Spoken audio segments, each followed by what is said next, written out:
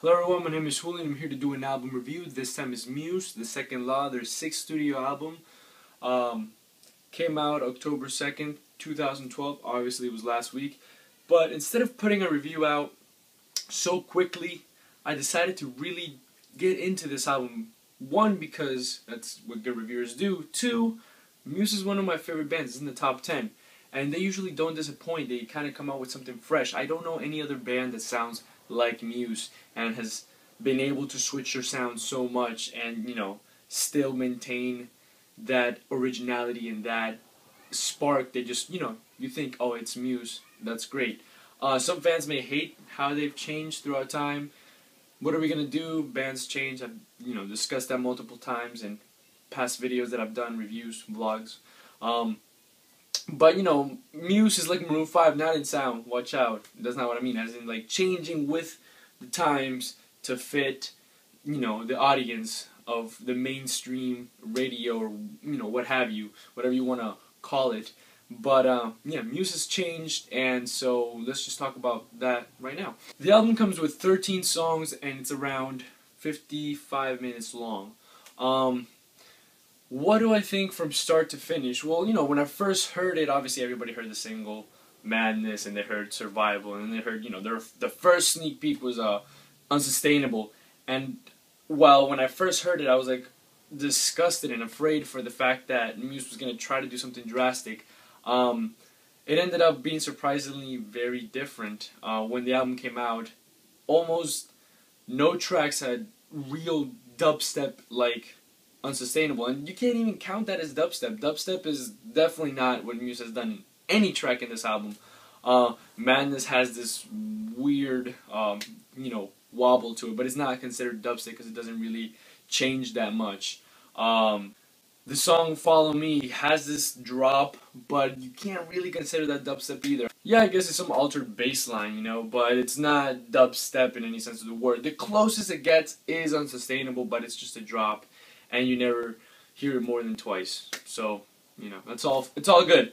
But yeah, that was my first thought when I heard Unsustainable, and then Survival came out for the Olympics, and I thought that was a great track. More of the symphonic side to Muse, which that's what they're becoming now. And then Madness came out, and it was kind of like, whoa, what's going on here?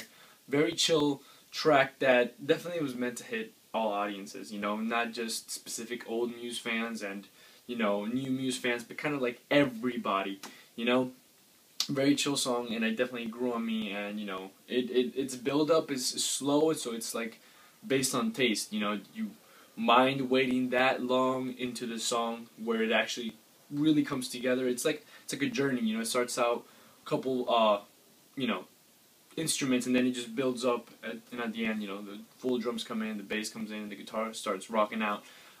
Unlike the beginning part where it's just dub, that dub sound, the electrical drums, and Matt's voice. So, other than that, what about the other tracks? Well, I want to talk, about some of them specifically. The first track sounds like a James Bond kind of track, kind of like a super spy movie, and I really, really enjoyed that track. It took a while to get used to it. With the whole album, it took a whole while to get used to it, but in the end, the more I heard it, the more it grew on me, and now the more I like it. So if I would have reviewed it earlier, when it leaked, I probably would have given it a lower score. But listening to it, multiple times and letting it grow on me, it's something different. So, you have to decide which way do you go. Do you go by your first instinct, or do you go by what comes after? I mean, other tracks like Panic Station, very groovy track, bassline is super fun, and the song is fun overall, but again, not as aggressive. No song here really is aggressive other than Liquid State and Follow Me, and Follow Me just has this weird new sound to Muse that sounds like Muse, but with just this new age, I guess you could say, for them. Every other song really just kind of dies out before Liquid State and after Follow Me. I don't really pay attention to the songs that much when listening to the album as a whole, which is what I did. Then it, picks back up with Unsustainable, which I think is a track that you should give multiple listens to, because you have to appreciate it for an ending track more than a track by itself, which you can listen to by itself, but as an ending track, it just satisfies me so much. And the drop, it grows on you, but the most impressive part is how the orchestra and the symphony and the violins and the big drums came together, and then Matt's vocals, not singing anything, but just screaming, and it makes a track. Isolated systems, I could care less about that. It kind of just ruined almost the ending to the album. What I have noticed here is that Matt's not really getting specific with lyrics. It's kind of just repeating, making it easier for fans to kind of sing along and enjoy. And that's just a trick to get you to get the song stuck in you, stuck in your head. Survival did it. It was more of like pumping, make you excited lyrics, and it just repeated over and over, and then just symphonic tracks that just make you feel like wow, and that's what Survival did, and other tracks do the same. And so we're seeing more of the symphonic side of Muse and the abilities that Matt has, not just as a guitarist, but a pianist and a composer. He has a vision, and he just makes it come to life. And if you see the documentary, it's really, really interesting how the songs come together. So while it's not the old Muse, obviously, this album has more of an older sound than the Resistance did. So you can be assured that there's some songs like Liquid State and the previous tracks, between Follow Me and Liquid State, kind of sort of have that old, Animals has that old Muse sound with just this new age kind of vibe to it. I don't want to say it's a bad album, because it's not. It's a bad Muse album, and not really. That just depends on the person you are. Are you a fan of everything they've done, or are you not a fan of everything they've done? I mean, I'm a fan of everything. And so this is actually a good album in my opinion. I just kind of block out the fact that they've made other albums like Absolution and, Supermassive Black Hole, Black Holes and Revelations. And just kind of block the fact that they made those albums and just stick to right now, right here, right now.